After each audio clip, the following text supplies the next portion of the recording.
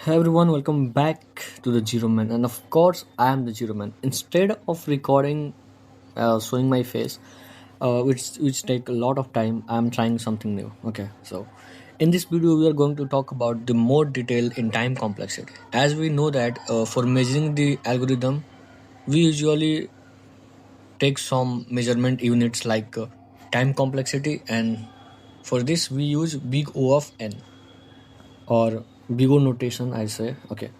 So in this, the first time complexity is constant time, which is O of 1. It means that it always take constant time. For example, if you define any variable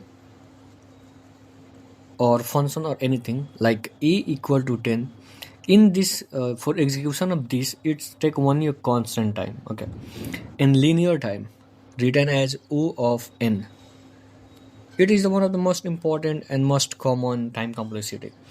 It increase as the number of input grow, the time grow.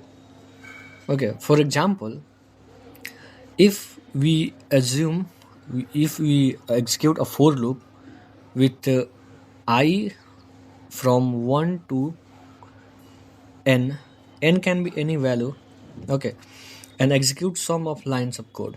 In this, for execution of each of the line, execute n times, so its time complexity will be n. For example, if n is 10, then what inside this for loop will execute 10 times. That is why it's depend on n inputs, the time takes will be n times. Okay. And the third one is quadratic, O of n square time. For this, let's take an example of a for loop running from 1 to n.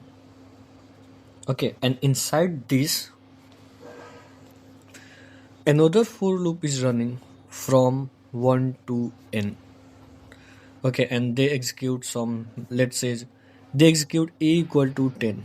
They just execute a one line of code. Okay, so for it's a j.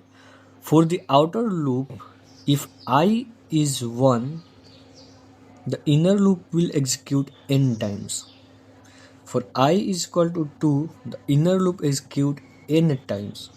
And for I equal to n, the inner loop execute n times. So for each n of the outer loop, the inner loop execute for n time. That's why n square of the time complexity. And the other one is logarithmic time, which is written as O of log n, which this time complexity is seen in the one of the most popular binary search algorithm.